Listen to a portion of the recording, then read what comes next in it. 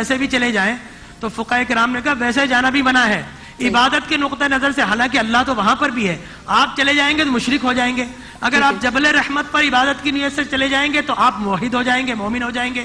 آپ اگر وہ پانی پیئیں گے عبادت کی نیت سے مشرک ہو جائیں گے. زمزم پیئیں گے تو آپ مومن ہو جائیں گے. فرق کیا ہے؟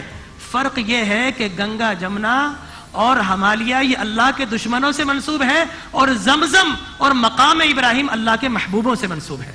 تو اللہ کے دشمنوں کی طرف جائیں گے تو شرک ملے گا، اللہ کے دوستوں کی طرف آئیں گے تو ایمان ملے گا. میں آپ سے عرض کروں، دیکھیے کہ آپ نے جو آپ نے یہ ابھی سوال اٹھایا ہے کہ جناب وہ بھی ایشور کو مانتے ہیں، وہ اس کے اوتاروں کو مانتے ہیں. یہ ڈاکٹر صاحب نے اپنی گفتگو میں یہ نقطہ بیان فرمایا اور میں نے اس نقطے کو سوال کے طور پر میں اس طرح واضح کروں، اس کو سمجھنے کی کوشش کیجیے گا کہ دیکھیے توحید کے دو اصول ہیں، سب سے منفرد دو اصول ہیں. اس کی ذات میں، اس کی صفات میں کسی کو شریک مت کرنا. بالکل صحیح. ہندو سب سے پہلے تو وہ شرک کرتا ہے. کیسے؟ کہ اگر اس کو ایشور بھی کہہ رہا ہے تو اس کی ذات میں، اس کی صفات میں ان بھگوانوں کو شریک کر دیتا ہے. پھر ان کا کانسیپٹ یہ ہے کہ ایشور نے سب کچھ جو ہے بھگوانوں کے حوالے کر دیا. یہ دے گا تو اولاد دے گا، یہ دے گا تو بارش دے گا، یہ دے گا تو رزق دے گا. اس کی ذات و صفات کو، ہر چیز کو الگ کر دیا. اور اس نجس و ناپاک ترین چیز نہیں، کہ ہم انبیاء کا خدا نخواستہ کہیں بت بنا سکتے ہیں. وہ نجس تو آپ کے نزدیک ہے نا، ان کے لیے نجس. ہم انبیاء کرام کا فرق کیا ہے کہ ہندو اس مورتی کی عبادت کرتا ہے جی، ہم کعبہ کی عبادت نہیں کرتے. کعبہ کی عبادت نہیں، ہم زمزم کی عبادت نہیں کرتے، ہم مقام ابراہیم کی عبادت نہیں کرتے، ہم کسی نبی کی عبادت نہیں کرتے. ہم کعبہ کو عبادت کا وسیلہ بناتے ہیں. منہ کعبہ شریف کی طرف، واسطے اللہ کے، واسطے اللہ کا، یعنی کہ عبادت اللہ کی، کعبہ وسیلہ، طواف اللہ کے لیے اور وسیلہ کعبہ. آپ متخذ من مقام ابراہیم وصلی ابراہیم کے نشان قدم وسیلہ، اور عبادت سجدہ کس کے لیے؟ اللہ کے لیے. ہندو اس یا نان مسلم جو بھی ہے، ہمارے ہندو بھائی، ہم ان کی تصدیق نہیں کرنا چاہتے ہیں، وہ بڑے معظم ہیں، ان کا اپنا نظریہ ہے. مشرک یہاں پر کہہ لیجئے کہ مشرک اگر پتھروں کی عبادت کرتا ہے تو ہم کسی پتھر کی عبادت نہیں کرتے، ہاں ان مقدس پتھروں کو عبادت کا وسیلہ بناتے ہیں بس. جیسے کہ حضرت عمر رضی اللہ عنہ کا فرمان ہے، ایک ہی ڈیفرنس ہے. حضرت عمر رضی اللہ عنہ جب حجر اسود کو بوسہ دینے گئے تو آپ نے فرمایا کہ تو ایک پتھر ہے، میں تجھے کبھی بھی بوسہ نہیں دیتا، لیکن میں نے یہ عمل نبی کریم صلی اللہ علیہ وسلم کو کرتے ہوئے دیکھا، اس لیے بوسہ دے رہا ہوں. بات یہ، نبی کریم صلی اللہ علیہ وسلم نے حجر اسود کو بوسہ دیا تو ہم نے بھی دیا.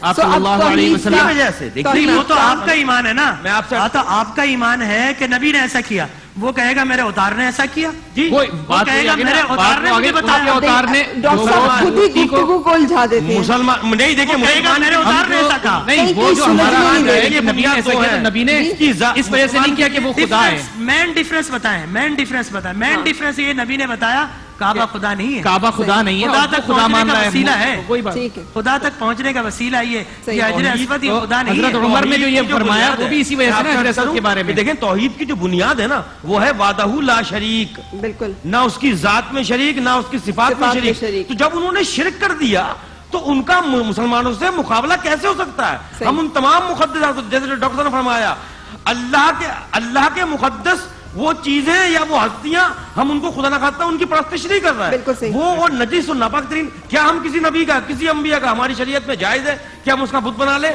بالکل بھی نہیں. اللہ کا نہیں بنا سکتے تو اپنے نبیوں کا دور کی بات ہے. انہوں نے سب کا بت بنایا جو اللہ کو نجس و ناپاک. بہت سارے لوگ جاتے ہیں، مولانا یہ بت کس سے بنتے ہیں؟ جب وہ جاتے ہیں کسی جگہ پر، پتھروں سے بنتے ہیں نا. پتھر سے بنتے ہیں. تو اب کعبۃ اللہ کس سے بنا ہوا ہے؟ اب دیکھیں ڈاکٹر صاحب بت نہیں ہے. نہیں تو بات نہیں کی عبادت کر رہے ہیں، وہ اس جو انہوں نے پتھر سے بنایا وہ عبادت کر رہے ہیں، ہم کعبۃ اللہ کی نہیں کر رہے. مجھے نہیں سمجھ آ رہی ہے حجر اسود کے بارے میں جو حضرت عمر نے فرمایا، آپ ہمیں یہ سمجھانا چاہ رہے ہیں کعبہ ہمارے انوار و تجلیات کا مرکز و محور. فرق سمجھانا چاہ رہا ہوں. کعبہ پر میں قربان، میرے والدین قربان، کیا عظیم جگہ ہے، اللہ کے انوار و تجلیات کا مرکز، شاعر اللہ جن کی حرمت، شاعر اللہ ہے، کیا ان کا کہنا. لیکن نقطہ یہ سمجھانا ہے، مقصود خدا نہ خواستہ کہ یہ ایسا نہیں ہے، جو نقطہ یہ سمجھانا ہے ہم ان مقدس مقامات کی عبادت نہیں کرتے، ہم عبادت کا وسیلہ بناتے ہیں ان کو. بے شک اس میں تو ہمارا کوئی ابہام نہیں. اب نقطہ کمال کہاں پہنچا؟ جب کعبہ وسیلہ ہو سکتا ہے تو وہ ذات جس کے وسیلے سے کعبہ ملا، وہ ذات پاک محمد مصطفیٰ کتنا بڑا وسیلہ ہوں گی. اس میں تو شک ہی نہیں. میں تو اس سے بہت ابھی پیچھے بات کر رہی ہوں کہ مختلف اور میں ان بہت بڑی ہستیوں کی بھی بات نہیں کر رہی کہ جو بڑی جن کا نام ہم سب جانتے ہیں. بعض اوقات اچانک ہی آپ اپنے علاقے میں دیکھتی ہیں جہاں پہ آپ عرصہ دراز سے رہ رہے ہوتے ہیں, اچانک ایک ہرا جھنڈا نمودار ہوتا ہے, اور وہ جھنڈا جو ہے پتہ چلتا ہے آپ وہاں 10 سال سے رہ رہے ہیں, آپ نے وہاں نہ ہرا جھنڈا دیکھا ہے, نہ وہ دربار دیکھا ہے, نہ وہ قبر دیکھی ہے, لیکن اچانک وہ نمودار ہوتی ہے, اس کے اوپر ایک جھنڈا بنتا ہے, پھر اس کے اوپر ایک ممبر بنتا ہے, پھر وہ بڑھنا شروع ہوتا ہے, پھر اس کے مجاورین بن جاتے ہیں, پھر وہاں چڑھاوے چڑھنے شروع ہو جاتے ہیں, پھر لوگ آ کے نظر ماننا شروع کر دیتے ہیں. میں اس فینومینن کا آپ سے جاننا چاہ رہی ہوں کہ میں نے اپنی آنکھوں سے ایسے بہت سارے دربار بنتے دیکھے ہیں کہ یہ جو ایک سلسلہ ہے کہ ہم یہاں پہ جائیں گے اور بس پھر کوئی اس کو ہاتھ نہیں لگا سکتا, بے حرمتی ہوگی, آپ مطلب بے ادبی کر رہے ہیں, گستاخی کر رہے ہیں, یہ کیا اسلام اور توحید اور ہماری جو عقائد ہیں ان کے مطابق ہے؟ کیا یہ ساری چیزیں شاعر اللہ ہو جاتی ہیں؟ کیا یہ تمام چیزیں مقدس اور محترم مقامات ہو جاتے ہیں؟ میں صرف اس بارے میں نہ بات کر رہی ہوں اولیاء کرام کی, نہ صوفیاء کرام کی, نہ محترم برگزیدہ ہستیوں کی, نہ کسی اور کی. میں ان چیزوں کے اوپر اس وقت فوکس کر رہی ہوں. میرا سوال فی الوقت یہ ہے کہ مجھے اس کا جواب چاہیے.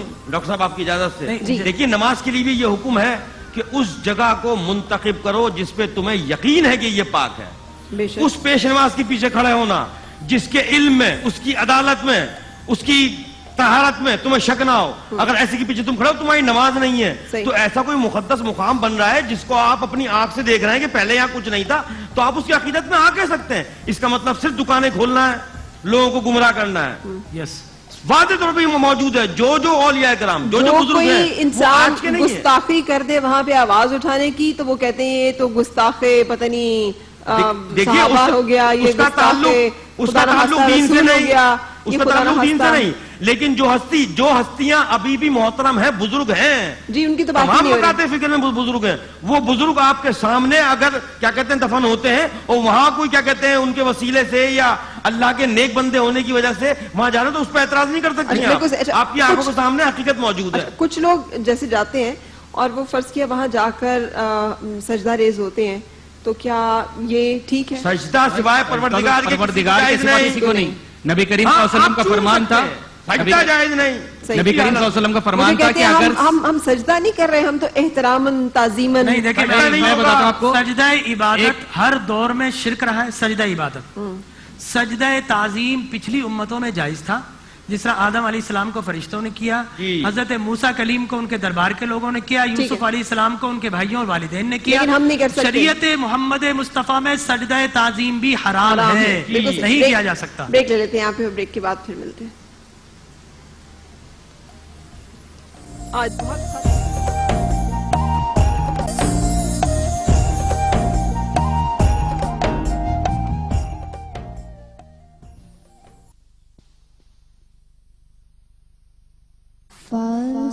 فاصلوں کو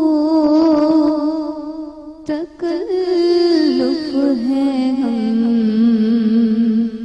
سے, اگر ہم بھی بے بس نہیں, بے سہارا نہیں. فاصلوں ہے ہم سے, اگر ہم بھی بے بس نہیں, بے سہارا نہیں. ہم مدینے میں تنہا نکل جائیں گے اور گلیوں میں قصداً بھٹک جائیں گے. ہم وہاں جا کے واپس نہیں آئیں گے. ڈھونڈتے ڈھونڈتے لوگ تھک جائیں گے, خود انہی کو پکاریں گے ہم دور سے راستے میں اگر پاؤں تھک جائیں گے، جیسے ہی سبز گنبد نظر آئے گا، بندگی کا قرینہ بدل جائے گا، سر جھکانے کی فرصت ملے گی کسے،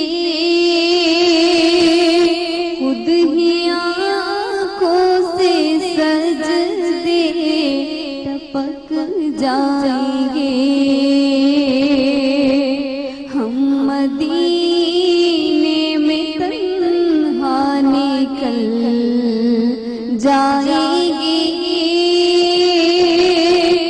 اور گلیوں میں قصداً بھٹک جائیں گے، ہم وہاں جا کے واپس نہیں آئیں گے، ڈھونڈتے ڈھونڈتے لوگ تھک جائیں گے، خود انہی کو پکاریں گے ہم دور سے، راستے میں اگر پاؤں تھک جائیں گے، جیسے ہی سبز گنبد نظر آئے گا، بندگی کا قرینہ بدل جائے گا، سر جھکانے کی فرصت ملے گی کسے، خود ہی آنکھوں سے سجدے ٹپک جائیں گے، فاصلوں کو تکلف ہے ہم سے اگر، ہم بھی بے بس نہیں، بے سہارا نہیں۔ سبحان اللہ، بہت خوبصورت، بہت شکریہ فوزیہ، تھینک یو سو مچ۔ اچھا جی، اب اس آج کی گفتگو کو خود ہی سمیٹیے، اس لیے کہ میرا خیال ہے کہ یہ موضوع خاصا پھیل گیا۔ میں صرف ایک چیز کی اس میں ایڈیشن کرتے ہوئے، ہمارے ہاں جہاں اور بہت ساری معاشرتی برائیاں آج کل ہیں، وہاں پر ایک چیز جگہ جگہ کھلی ہوئی ہے، دکانیں بھی ہیں کہ انصاف کے پاس چلے جائیے جناب، یہ آپ کو جادو بھی اتار دیں گے آپ کا، ان کے پاس چلے جائیے یہ آپ کے کالے جادو کی کاٹ بھی کر دیں گے، ان کے پاس چلے جائیے یہ آپ کو صحت بھی دے دیں گے، یہ آپ کے رزق بھی کھول دیں گے۔ مطلب ہر ایک شخص جو ہے وہ اس طرح سے، کیونکہ ہم نے اس چیز کو عام نہیں کیا کہ یہ رب کی صفات ہے، کہ اس کے چند مخصوص بندے ہوتے ہیں جن کے میں پاس ایک جملے میں، آپ نے سب سے پہلے ایک جملہ کہا تھا جو آپ تلاوت فرمانی تھی آیت کی، کہ یہ ان لوگوں کو اپنا رب بنا لیتے ہیں۔ جی، یہ وہی ہیں دکانیں جو کھلی ہوئی ہیں، یہ وہی انہی لوگوں کے جیسے مصداق ہیں کہ جن کو اپنا رب بنا لیا، کہ مجھ پہ جو یہ برے اثرات ہیں، مجھ پہ کسی نے کالا جادو کر دیا، میری رشتے بندش کر دی، مجھے اولاد کے لیے وہ، ان کو جو ایسے ہی لوگوں کے لیے کہا گیا کہ ان کو تم نے خدا بنا لیا، تو میری بارگاہ میں نہیں آئے، ان چیزوں سے بچیے، ان سے اجتناب کیجیے۔ اصل عالم جو ہے روحانیت کا، وہ اس طرح دکانیں کھول کے نہیں بیٹھے گا، وہ تو اپنے رب کی بارگاہ سے سر اس کا اٹھتا ہی نہیں ہے، شکر کی وجہ سے کہ تو نے میرے آنکھوں کے سامنے سے پردے کھول دیے، مجھے یہ نعمتیں دے دی۔ وہ علم جو خاصہ تھا جناب ختم مرتبت کا، ائمہ طاہرین کا، असहाबा इकराम का, तूने उसमें से मुझे कुछ अता कर दिया, मैं सिजदे उठूं कैसे? वो उन्हीं के काम आते हैं जो हकीकत में मुसीबत में हो और किसी दूसरे की वजह से मुसीबत में हो। इन दुकानदारों के लिए वाज़ तौर पे कह दिया कि तुमने इनको अपना खुदा बना लिया, और जिन्होंने इनको बना लिया रोज़े महशर इन्हीं के पीछे खड़े होंगे। रब का और रसूल का कोई वास्ता नहीं है ऐसे लोगों से, बचिए ऐसे लोगों से, ये आपका ईमान, आपकी दुनिया आखिरत दोनों खराब कर देंगे। बिल्कुल सही। लेकिन अकीदा तौहीद जिसका कायम हो वो जाएगा नहीं ऐसे लोगों के पास, जिसे पता हो कि देने वाला रब है। आप डॉक्टर साहब फरमा रहे थे कि शाहरक से ज्यादा नजदीक है, और मिन दून अल्लाह की एक डेफिनेशन हम ये कर रहे थे कि अल्लाह को छोड़कर जिन्होंने, जिस रब ने कहा मुझे पुकारो मैं शहरक